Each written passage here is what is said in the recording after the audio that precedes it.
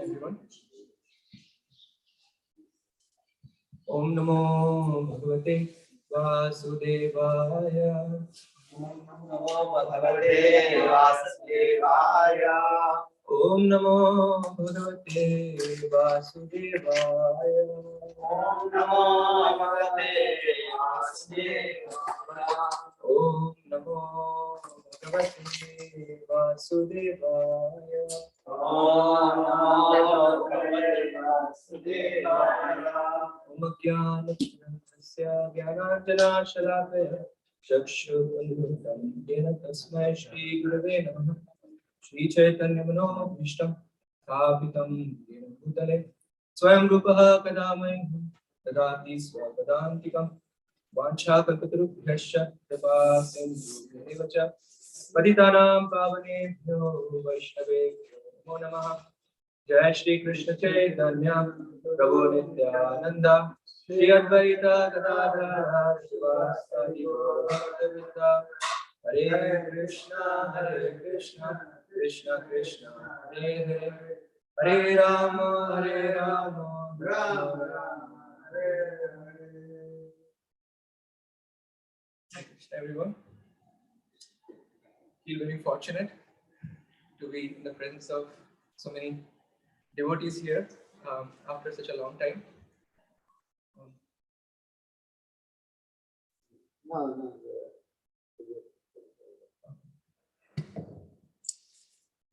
Okay, so I feel really fortunate because it's been more than 2 years that I've come to the temple and really have any discussion, especially on a Sunday this day. We have had several discussions over Zoom, but it's not the same feeling to be in the presence of devotees here. So tonight I thought we would do a reflection on a very important verse of Srimad Bhagavad Gita, 5th chapter, 22nd verse. This verse brings out the notion of, not brings out the notion, but it brings out the impact of pursuing material happiness. So what happens when we pursue material happiness? Do we become satisfied? Is there any end to it? So that's why the title that I have chosen is Paradox of Happiness. In other words, we all are vested in finding happiness in this material world, but we find it very difficult. It's almost like every time we feel that we have obtained something, and just somehow somebody or something just steals away that feeling over a period of time. So I'm going to offer sort of like an elaboration on what Krishna is presenting in 5.22 in establishing a very simple point that when we are looking for happiness through material lens, then no matter what we do, we cannot find happiness. We cannot find real happiness. And that's what I wanted to establish through this presentation. So what is 5.22? Yehi sansparshaja bhoga dukkha yonaya evate adi antavanta kaunteya na teshu ramate buddha. So what is Krishna saying? That in this material world, whatever experience of happiness we try to gather, which is called bhoga, the category of bhoga, we do it by bringing our senses in contact with the sense objects. So we are all endowed with 5 knowledge gathering senses or jnanendriyas. And what are they? The eyes, the nostrils, the tongue, the ear, and the skin. So eyes like to see something very beautiful. The nostrils yearn for smelling something fragrant. The ears want to hear something melodious. The tongue wants to taste something palatable. The skin wants to touch something soft and pleasure-giving. So in this way, every single sense of ours, they are oriented towards coming in touch with a particular sense object and trying to extract pleasure out of it. So what is Krishna saying in this particular verse? Yehi sansparsha ja bhoga. So sansparsha means the contact of the senses with the sense object, or when the senses are brought in contact with the sense object with a desire to extract pleasure, then what happens? So ja, this word ja means to give birth to something, So like janma. So janma is derived from the ja. So ja means to give birth to. So Krishna is saying that the so-called bhoga, or the enjoyment that it gives birth to, Krishna is saying dukkha yonaya evate. You should know that that very thing, that very attitude of trying to enjoy by bringing our senses in contact with the sense object is going to be the very cause of your misery in the future. Dukkha yonaya evate. So yoni generally means womb, In other words, it's already kind of becoming the stage for your future misery. It's quite paradoxical because on one hand, we have really a lot of interest in extracting pleasure, and we don't know of any other strategy, All we know is bring our senses in the contact of the sense object with an anticipation that, okay, I will enjoy. Krishna is saying that is going to be the very cause of your misery in the future. So the question is why, So that's what we're going to analyze. So Krishna is already giving the reason. Krishna is saying, Adi antavanta kanteya, na teshuramate buddha. Because such pleasures have a beginning and an end. In general, that which has a beginning must have also an end. Because eternal by definition means that which does not have a beginning or an end. We ourselves are eternal spirit souls. We don't have a beginning or an end, and therefore we are eternal by nature. So therefore, because such kind of pleasure that is extracted out of sensory contact, it has a beginning, it must also have an end. And because it has a beginning and an end, therefore it does not satisfy the eternal spirit soul, which is yearning for eternal happiness. So the characteristic of our being an eternal spirit soul, or the characteristic feature of the spirit soul is that it is Sat, Chit, and Ananda. It is eternal, is full of knowledge and full of bliss. So anything outside of that kind of quality, when you bring in touch with, there is an incompatibility. And therefore, it's very difficult. Now, you may say that, okay, you are bringing this arcane knowledge of Bhagavad Gita here in trying to say, we are after all eternal spirit soul, we are not discovering. Let's hear from one renowned psychiatrist. His name is Brian Weiss. He's a graduate of Yale. Throughout his life, he had been agnostic. But he's extremely proficient in what he does. So at a certain point in life, it was a big sort of aha moment for him when he came to know that actually we all had many lives. This is not the only life. Let's hear. I hope the audio works. No, it cannot be transferred. But it's coming from this laptop.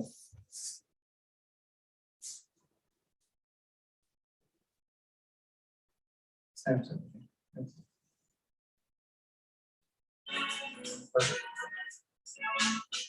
Back in 1980, Dr. Brian Weiss was using hypnotherapy with a patient named Catherine to discover the roots of her paralyzing phobias. In his book, Many Lives, Many Masters, he writes that during one of their sessions, Catherine regressed back to a time before she was born, recounting a past life as an 18-year-old girl named Aranda from the year 1863 BC. Sounds crazy, I know. So, okay, you are a Yale-trained, Columbia-trained doctor, psychiatrist, agnostic, and this woman is saying these things are coming out of her mouth that are literally unbelievable. What did you make of that? I mean, so she finishes her hour session. I mean, I would have let her go 2 hours that day if I were here. She finishes her session and you say what? So I don't know what this is, but I could already see it was intense, it was cathartic, it was emotional, and I didn't know why. Because when you're hypnotized, you remember everything you said. Yes, yeah, it's not something that you forget, you remember it. And So she probably couldn't believe it herself. for her, it was easier than for me. Because it believe was so, yeah, to believe it. It was so intense for her. She was experiencing it with emotions and visually and sounds and other senses, that it became easier over the weeks that followed for her to change her worldview. But for me, I needed more because I was such a skeptic, so left brain, so academic. And I started already explaining it away. Like, oh, maybe she saw movies or read about this, or maybe it's collective unconscious that the psychoanalyst Carl Jung wrote about, or something else going on. But when she came back in the next week, her symptoms were disappearing. Despite his skepticism, Dr. Weiss started to notice a connection between Catherine's paralyzing phobias and the traumas she says she suffered in her past life. Remember her fear of water? Well, in one of her past lifetimes, she remembered drowning in a tidal wave.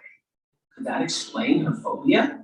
And that was even weirder to me as a formerly trained psychiatrist. That how does imagination again see pure symptoms that have been there since she was a little girl? It doesn't. So there had to be something deeper. And that was the beginning for me, but it still took that other stuff for me to. So what was the moment that you were convinced that what she was saying was real and that this was something bigger than you had expected? It was about the fourth or fifth time, and she died in one of these lifetimes in the past, floated above, replicating all of the near-death experience work. She had never heard of that or read anything. And then Had you? I had read, Heard of NDEs? yes, I had read Raymond Moody's Raymond book Moody. from the 70s. And so Life After Life. Yes. Raymond Moody is a psychologist, author, and researcher who coined the term near-death experience in the late 70s. By interviewing people who had NDEs, he found they experienced many of the same things, like floating above their bodies, watching the scene below, meeting friends and relatives who previously passed, traveling through a long tunnel, feeling no pain and a sense of peace. So I was aware of that, but in a clinical academic sense, because I didn't really experience that myself. I didn't know if I believed it, but I knew about his work. And I remember my office feeling very cold, icy cold at this moment. She said, there are two people here to see you, your father and your son. Now she's in this hypnotized state. She's in between lifetimes now, just floating there, but still in a deep state. And she didn't know anything about me. I don't even have diplomas hanging in my office. So she's telling me, your father's here and your son. So she doesn't know that your father is passed or not passed. No. And this was before you could Google your doctor. It was before the internet. It was before you could Google your doctor. Yes. Before all this, she didn't know anything about my father. She tells me my daughter's named after him. Amy was, she's here now, and she was named after his English name was Alvin, his Hebrew name was Avram. She didn't know this. She's a Catholic woman from New England. She said, your father is here. He died from his heart. His heart was important. Your daughter is named after him. And she went into other medical details. He died in New Jersey a year and a half before I began with Catherine. Just before Amy was born, Amy was named after him. And Catherine's telling me this, the room's still feeling icy cold. I'm thinking, what is this? How does she know this? Because he never had an obituary. It's not only before the internet. There's no place to look it up. There's no obituary. It's not written down. Our best friends didn't know these details. And then she said, your son is with him. He's here too. He's very tiny, shining brightly. And his heart is important also because it's turned around backwards. And she went into why he died. Medical details. That was the son, my first child, who died in 1971. This is happening around 1981. This is a son who had lived 23 days. Yes, she's telling me about him. And the very rare congenital heart deformity, she's describing it and giving me other details. And that was the epiphany for me. That was the moment I knew. So sometimes when we hear from some people who have never contacted Vedic culture and coming to the same kind of conclusion, which has been presented all over the place within our Vedic scriptures, it's very faith nurtured, but these are sort of like empirical evidences, and it's not just coming from like somebody like who is just a product of a belief system or something, you know. And this person, what he does, as a part of what I heard later on, is that in New York he holds sessions where like one ticket cost is like some $3,000, where people pay money to experience just this point that they are spiritual beings, you know, having a human experience. So in my delivery, I have said this many times that okay, we are all spiritual beings actually having a human experience. We are not human being trying for a spiritual experience, you know. So these very words also came out of his mouth, or even in terms of his writing, just out of his own realization. So now this understanding that we are eternal spirit, soul, and nothing to do with the outer covering, has a much deeper ramification. Because if we understand that after all we have nothing to do with this body, you know, then what is the goal of life? You know, what are we meant for? So therefore, we need to understand that yes, when we look at modern science, all the hard work that is going on, it's all in the direction of how we can improve the standard of only 4 activities which are common between animals and human beings: ahar, nitra, and maithun, right? Eating, sleeping, mating, and defending. And so much of research, so much of hard work, just to increase the sophistication with which one can do these 4 things. But our scriptures tell us that actually human beings, we have much higher function. Dharma hitesham adhiko vishesham. Dharmena hina pashubhi samana. So you have to understand that ultimately we have much higher potentiality for achieving happiness, achieving the highest quality of life. We are not meant to just live like animals, like in terms of just improving the sophistication of 4 basic activities. So here I just showed some pictures that if that is the basis for comparison, how well we are doing in terms of eating, sleeping, mating, and defending, we can always find some species of life who are much better at in any of these categories. Like elephants. Elephants are much better at having large quantity of food, you know. And likewise, even if you take a dog, I mean, in developed countries, dogs are treated with much more lavish conditions than like ordinary people, you know. So if really the standard of happiness or the standard of a high quality life is just to be measured in terms of eating, sleeping, mating, and defending, yes, we have all kinds of species of life and all kinds of arrangement for animals to have much greater quality of life. Like for example, a bear can sleep for 6 months together, you know, no problem. So therefore, the question that we have to ask is really, is sensual platform really our standard?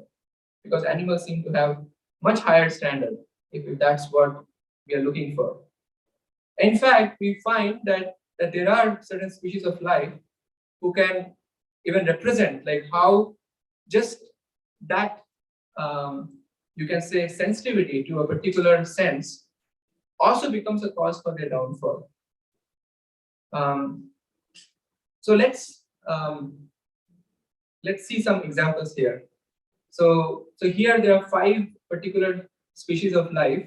They are considered to be sort of gliding down just because of their high sensitivity to a particular sense object. Like a deer, because the deers are very sensitive in terms of the sound is utilized to capture a deer. You know? Then a moth's the vision, like the sight, is very attracted to fire, and just it gets attracted so much that it just goes to touch the fire and then meets with its death. Then a bee is very much sensitive in terms of its smell, right? So bee would go deep into a flower, and the flower will close and the bee will die. And likewise, elephants, they are considered to be very sensitive to touch. And sometimes hunters, those who are poachers, they would get a she elephant and have her brush through a he elephant and then would guide the he elephant into a ditch, and this way the elephants are captured. And then fishes, we know that they are caught typically by the sense of taste, right? The baits are put for capturing them. So in this way, we can see even one particular sense is sufficient to derail or to make one living entity glide down, and even to the extent that the living entity is meeting with its death. Then what to speak of us, where all the senses are just prowling for sense gratification through various kinds of sense objects. Again, the second chapter, Krishna says, Indriyanam charatam yan mano anuvidhyate tadasya harati pragyam vayur navam ivam vasi. So Krishna is saying that our senses are so impetuous that even one sense, if it is directed towards a particular sense object, that is sufficient to take away all the tension from the living entity, from us. So just like the example is given, a boat which is on a still water, and then a wind may blow that still boat very quickly. Therefore, we have to be very careful and vigilant. So therefore, we have to now understand. So, where can we therefore find happiness if we are not able to find happiness through these sense objects? So, the question before we get there, let's just try to analyze what are the conditions that are necessary for the objects to satisfy in order to become a source of happiness for us. So I listed down there are three basic qualities that a sense object needs to have in order for it to satisfy us. First is the universality, which means that it must satisfy everyone universally. But we find that that's not the case. Like if I, for example, bring a rasgulla into the room, different people will have different reactions to it. Like one person may say, "Oh, this is the greatest thing I'm getting." Other person may say, "Okay, it's okay. I'm not so fond of rasgullas." So different people will respond in different ways. So we cannot find a single sense object where we can say that is the sense object that can satisfy everyone. That's the first condition. The second is that even if we were able to find something which is giving us pleasure, but it does not endure. So endurance is the second quality. So, for example, we may think about a very, let's say, posh car, and we will be very excited, like, okay, I got the car. But we find that over a period of time, that glitter and glamour of the car just dwindles somehow, And the third important thing is that if an object is really carrying that power to satisfy us, it should also give the same magnitude of happiness to everyone. And the sense object can be just a physical object, or it can be a person or any living entity for that matter. And we find that that's not the case. Not every individual is the same amount of source of happiness for everyone. Like, for example, let's say a fictitious character, say Rohan Singh, okay? And this person was hospitalized for some reason, and the news reaches his wife that the Rohan Singh passed away. The wife, hearing such a devastating news, immediately faints. Then the news reaches his son, and the son was also devastated. He starts crying profusely. And then the same news reaches his friend, Rohan Singh's friend. And the friend also feels very bad when some trickles of tears come out of his eyes, but he is not so deeply affected as his wife. is affected to some extent. And the same news reaches his servant. And the servant hears and he feels a little bad. That's it. Now the news goes to Rohan Singh's neighbor. And the neighbor is busy watching a TV, TV serial or something. And the wife shouts out to him, "Hey, did you hear? Rohan Singh passed away." And he hears, he's so engrossed in the serial. He said, "Yes, like that's not good." Like he issues some empty words that in this world, everyone has to die sometime. In this way, he issues some empty words. And then finally, the news reaches his debtor, the person to whom he owed some money. And then this person, when he comes to know that Rohan Singh passed away, he was extremely jubilant. Wow, good riddance, So in this way, the same news reaching different people, they are received differently, which means that this person was not the source of enjoyment in the same way for everyone.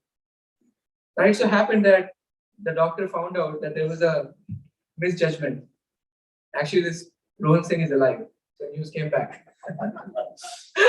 So the wife, when she receives this news, she was obviously very happy. The son was very happy. And likewise, his friend was also happy.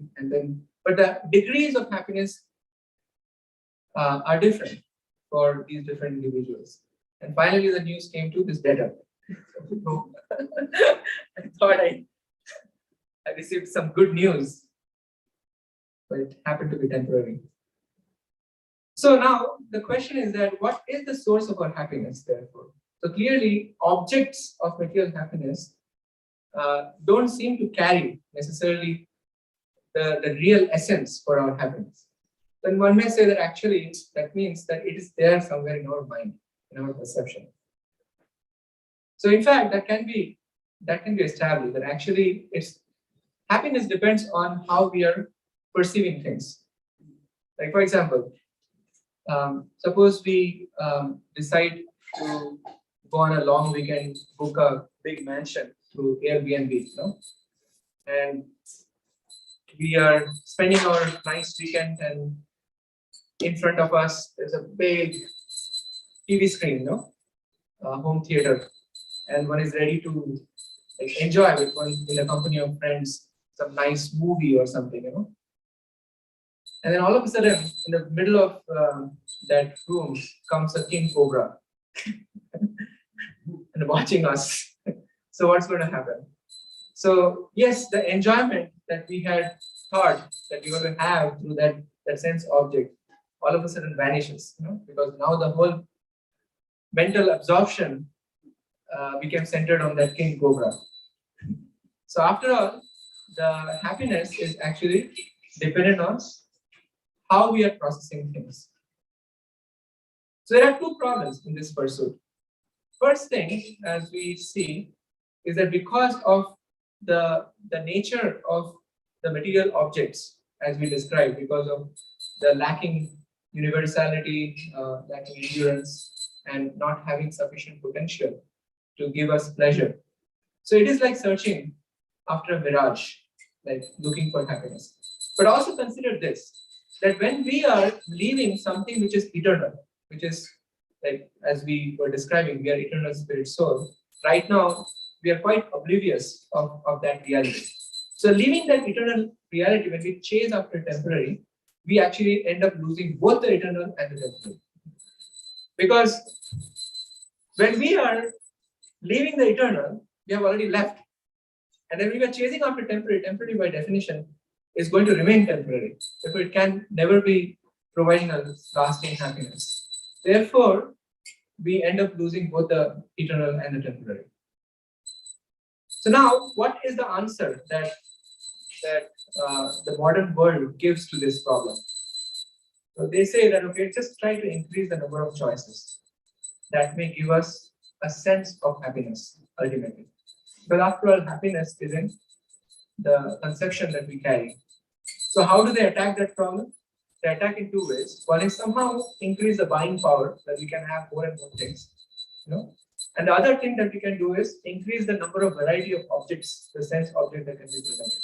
Whereas if you go to, for example, supermarket, we find even for buying a simple box of cereals, there will be like 20 different varieties thrown at us. So in this way, like there's an ongoing sort of search for happiness in the form of increasing the number of varieties of sense objects and increasing our ability to buy them, to procure them, to procure anything we want. Now let's analyze, does this really satisfy us? So actually there are 5 factors that come into play, which actually again defeats us. The first is that before we actually buy something, because of increasing the number of choices in front of us, it presents an enormous amount of opportunity cost for us. Even for the simplest thing, we have to really analyze a lot. Like suppose you want to get a cell phone, new cell phone plan along with the cell phone. You'll be hunting in different browsers, comparing this product, that product. Tremendous amount of opportunity cost just for getting a simple cell phone. Correct? So before even buying, before even procuring something, there is opportunity cost, which takes away a lot of energy and gives us a lot of anxiety. And then what happens after you obtain something? Then we regret about things, regret about the choices we did not make. Like for example, if you make a plan of spending a long weekend in Hawaii, okay? And you go there, okay, beautiful setting, so on and so forth. And then we find that that place happened to be a haven for the tourists, right? So everywhere we go there, it's just long queue and too many people, too many tourists. So while we are there in Hawaii, mind is going into what? All kinds of choices that I would have made, but I did not make. So we start regretting about the choices we did not make. This is called regret sensitivity. And because of that, we again become unhappy. And then another factor is that we also carry high expectations. And therefore, very quickly, the object that we thought that is going to provide us happiness, it just doesn't meet up to our expectations. And then there is another characteristic that I mentioned before, is this adaptation. Like any material object we see, there is a sense of excitement when you try to obtain for the first time. But that very quickly just dissipates. This is called the law of diminishing marginal returns, no matter what we do, what we pick. And then another bigger factor is that our enjoyment in this material world, when we are pursuing in a materialistic way, it's based on envy, which means it's not what we have, but how much we have more than others. And that adds to the problem. So this social comparison haunts us. There was a poor villager who happened to get hold of a Aladdin lamp, somehow. But this Aladdin lamp was very special. So it generated a friendly demon. And then this demon asked him, "What do you want?" He said, "I have a lot of desires. I want to satisfy them all." He said, "Sure, I can fulfill your desires." So he was so happy hearing that he did not hear the rest of the statement. He said, "I'm going to satisfy all your desires, but I will give your neighbors twice the amount." So he got this Aladdin lamp, and then he generated this demon and said, "Okay, build a 2-storied mansion for me." So here he was a poor villager. So he immediately created a 2-storied mansion. He was so happy. And then he went out to check out what's happening outside. And he found that he's surrounded by 4-storied mansions. And he immediately became sad. So then he said, "Can you please convert this immediately into 8-storied building, please?" And immediately it became 8-storied building. And he went out and checked out, found that, okay, he's surrounded by 16-storied buildings. This way, the more he is asking for things, they're all getting satisfied. But then as the neighbors are getting twice the amount, he is becoming increasingly miserable. So he came up with a brilliant idea. He said that, "Can you please make me one eye blind?" And then he saw, okay, He became one eye blind, and everyone else in the neighborhood became fully blind. Now he's happy. Now, this particular example may sound very extreme, but actually, when we are pursuing material happiness, typically this phenomenon of social comparison is very, very significant. And therefore, this also downplays. Now, let's understand this another very important principle. There is a disproportionate relationship between our responses to gains and losses. So here we are showing on the x-axis, there is gains and losses as you go in the positive direction, there is gain, negative direction, there is losses, and likewise, up and down, there is positive and negative emotion. So when you gain something, typically you became overjoyed. There is some surcharge of positive emotion. But when you lose something, the extent of negative emotion is much more than the positive emotion. So therefore, it tends to almost overshadow. So now, with that understanding in mind, now let's see what happens when you increase the number of choices. So when you increase the number of choices, yes, there is an initial development of good feelings. But over a period of time, because of the aforementioned factors, those 5 factors, what happens is that the extent of bad feelings tend to overshadow the good feelings. And therefore, the net effect that we get is that third curve, is that with the increase in the number of choices, there is only accumulation of negative emotions, or we ultimately become depressed. So what did we establish so far?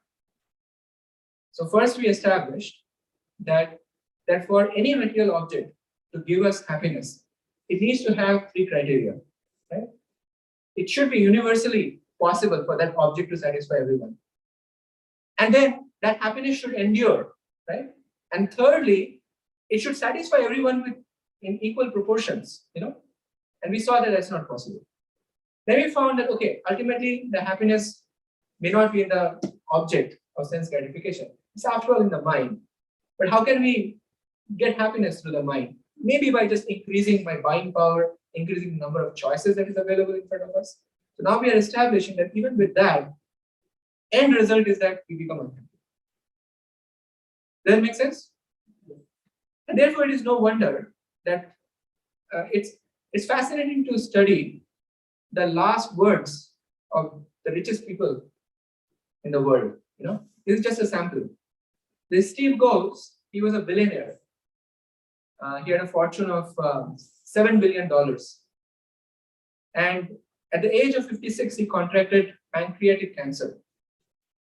And then these are his words on the deathbed, that lying on the bed, sick and remembering all my life, I realized that all my recognition and wealth that I have is meaningless in the face of imminent death.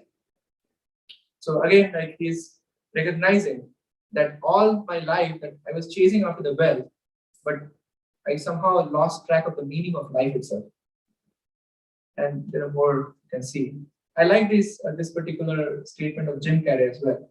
He says that I think everybody should get rich and famous and do everything they ever dreamed of, so they can see that it is not the answer. So let's look at life through the lens of an artist. Very beautiful depiction.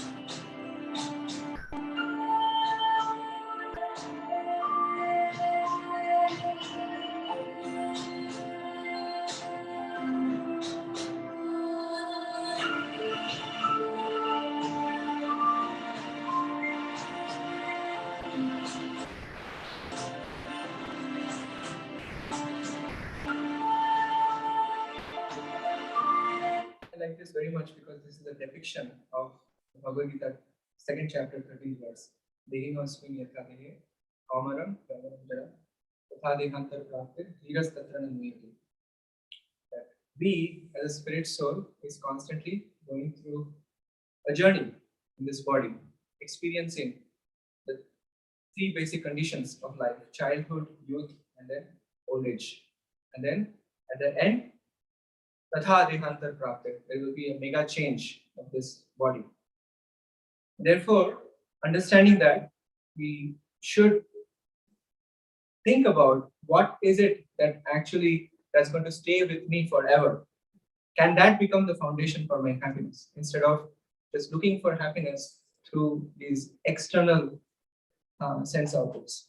So this particular picture is a very important picture, which is showing that our body is just like a chariot, which is led by the 5 wild horses, represented by the 5 Gyanendriyas. And these Gyanendriyas, or the wild horses, they are connected through reins to the driver. It's in the hand of the driver.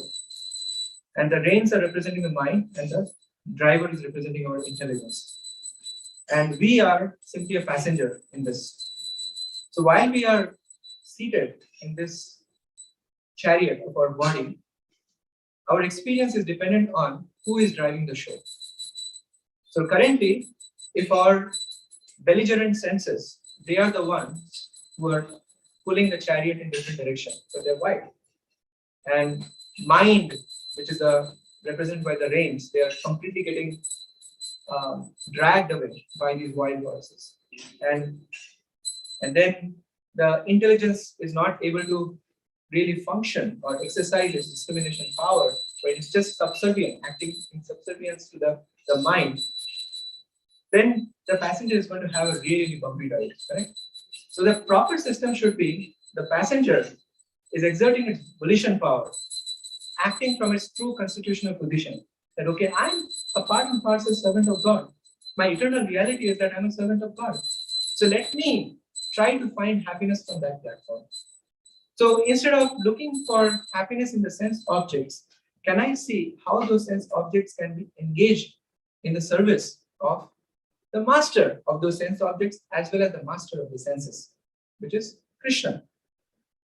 So when this switch in the consciousness happens, then the passenger is pretty much in the controlling position, because then it is driving, it is ordering the intelligence that okay, you take the chariot in this direction, do it in this way. And then the intelligence is furthermore acting over the mind instead of losing grip of the mind. And in this way, the entire system is totally under control. And this can be most effectively done through the chanting of the Hare Krishna Mahamantra. This mind is man, mantra. Tra means that which delivers the mind. So that which delivers the mind out of the clutches of these mad horses and the corresponding sense objects. And therefore, this Hare Krishna Mahamantra is especially potent. In fact, Chaitanya Mahaprabhu delineates the glories of the chanting of Hare Krishna Mahamantra in the first verse of the Shikshashtakam. Cheto Darpana Marginal, Bhava Maha Davami Nirvana. So there are 7 qualities that he lists. I'm presenting in a very summary form. So by chanting, we get purity, we get peace, simplicity, awakening, happiness, immortality, and there is a cooling effect all around us, within us and all around us. And therefore, why not? Why not take this up as a process and really find a new paradigm for searching for happiness instead of looking for happiness in mundane sense objects only. It's not that we are asking us to to stop interacting with the sense objects. That's not the point. The point is that what is the motivation with which we are approaching that? If the motivation behind bringing our senses in contact with the sense objects is that I want to serve the Supreme Lord, I want to please the Supreme Lord, the experience will be completely different. It is not yehi sansparshaja bhova dukkha yonaya evate. Adi antavanta kaunte amanteshu ramate buddha. But the experience would be tesham satata yuktanam bhajatam priti purvakam. Tadami buddhi yogantam yena mam prayantite. The experience would be that Krishna would be personally involved in our life, giving us intelligence from within, giving us the discrimination power through which we can be properly situated in this material world. That's all I wanted to present. Thank you very much. And it is a tried and tested formula. It is not something a new invention. Thank you. Srila Prabhupada ki jai.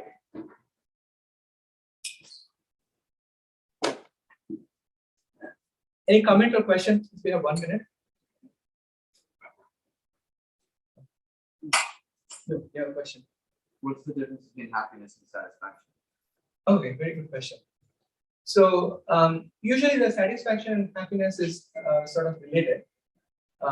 Happiness, generally when we use the term happiness, we usually define in terms of the senses becoming happy. Satisfaction is sort of deeper, it's coming from within.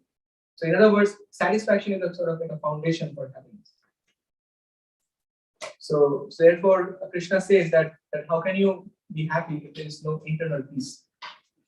So therefore, if our heart is acting from its true constitutional position, where it is realizing that I'm an eternal spirit soul, that is giving us satisfaction, and that becomes happiness in every interaction.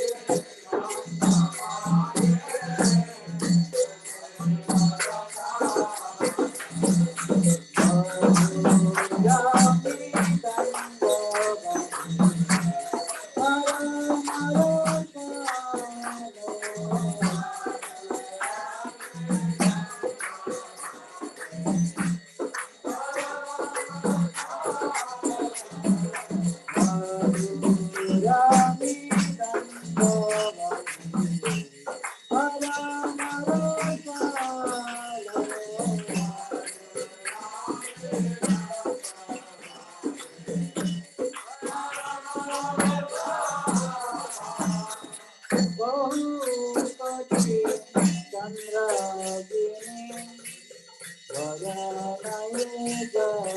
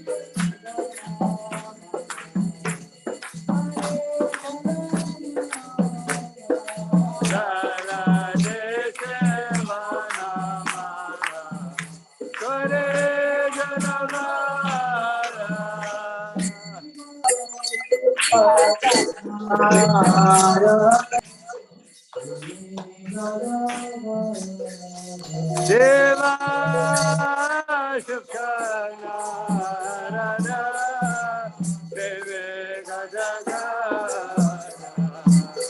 Shiva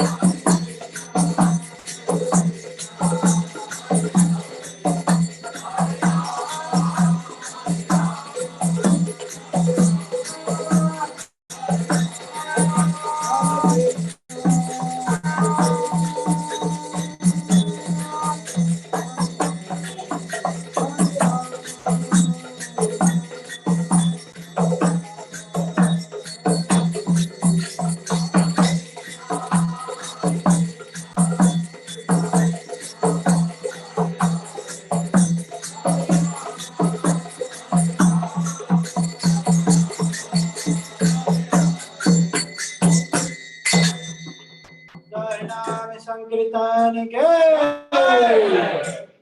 Hare Krishna Hare Krishna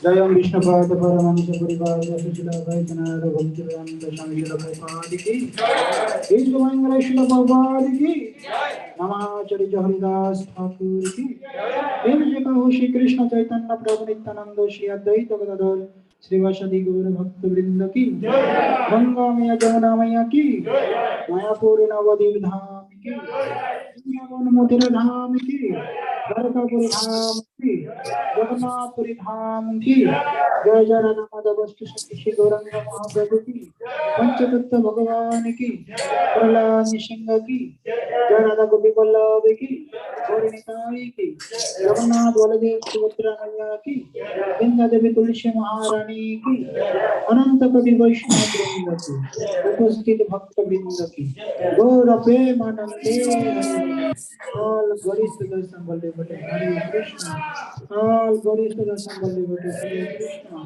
all glories to the Sambhal Devate Hare Krishna all glories Guru and Gauranga Srila Prabhupada ki Jai Nishimade Bhagavan ki Namaste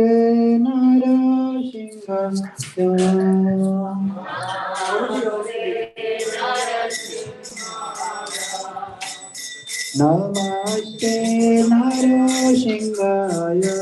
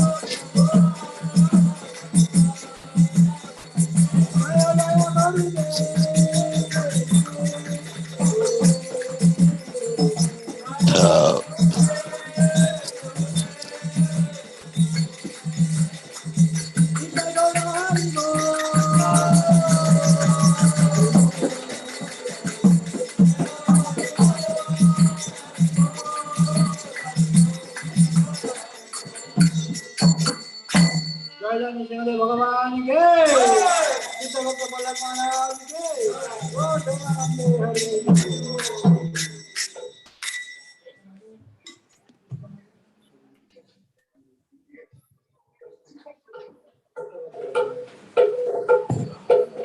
Hare Krishna, Hare Krishna, Krishna Krishna, Hare Hare, Hare Rama, Rama Hare Hare, Hare Krishna, Hare Krishna, Krishna Hare Hare,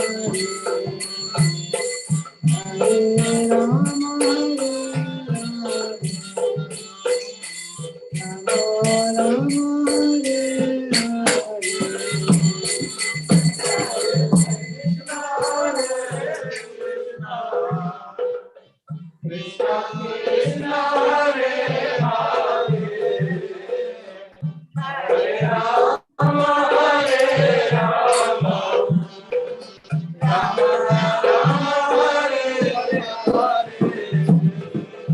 Hare Krishna, Hare Krishna, Krishna Krishna, Hare Hare,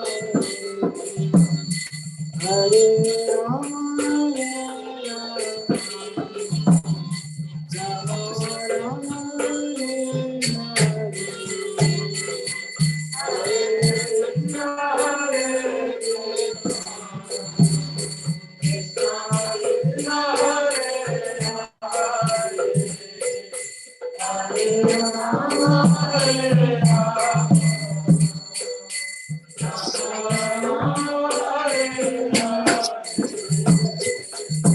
Hare Krishna, Hare Krishna, Krishna Krishna, Hare Hare, Hare Rama, Hare Rama, Rama Rama, Hare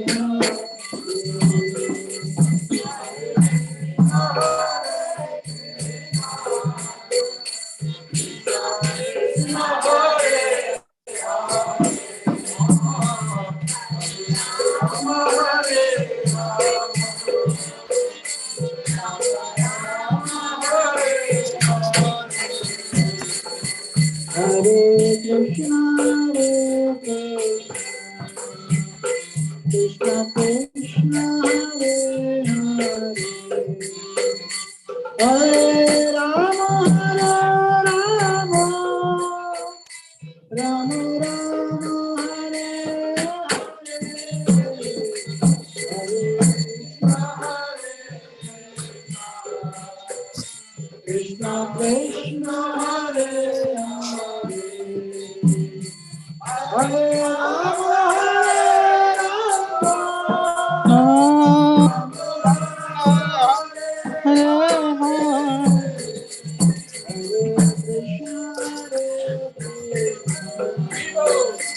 Krishna Krishna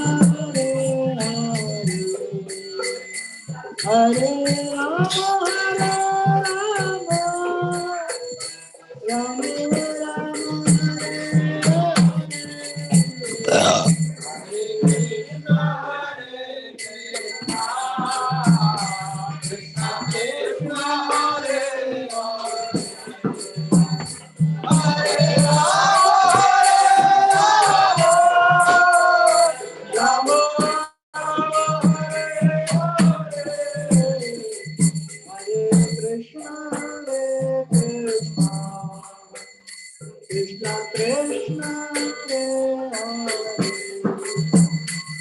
Hare Rama Hare Rama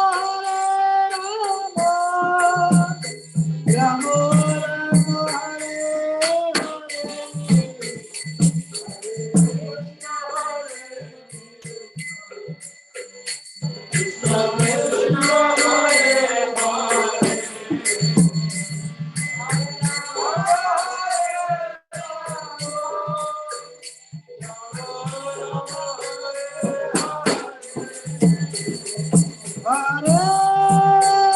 Krishna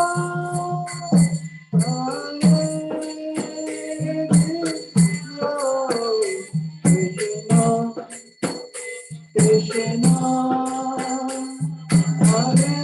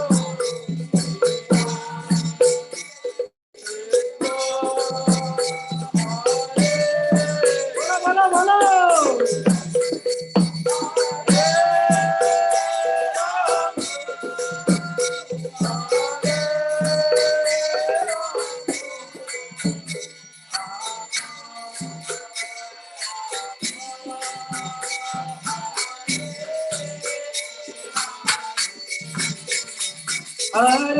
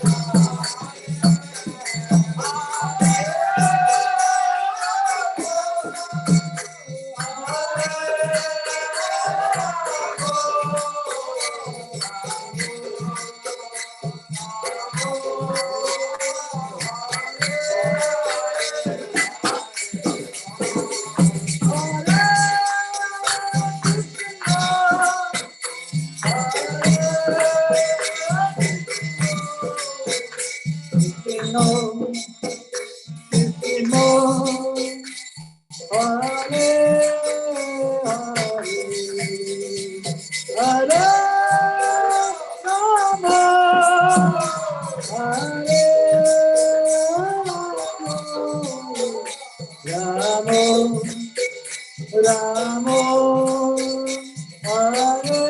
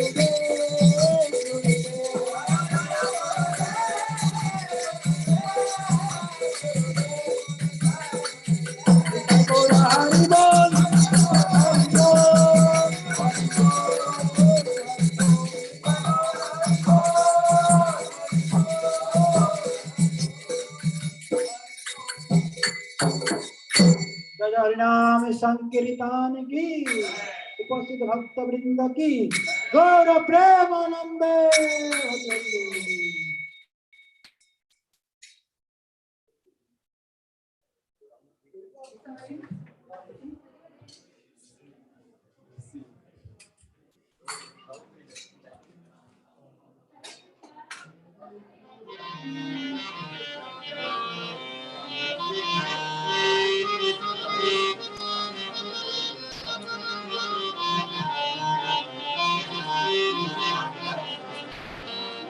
याद करो शायद।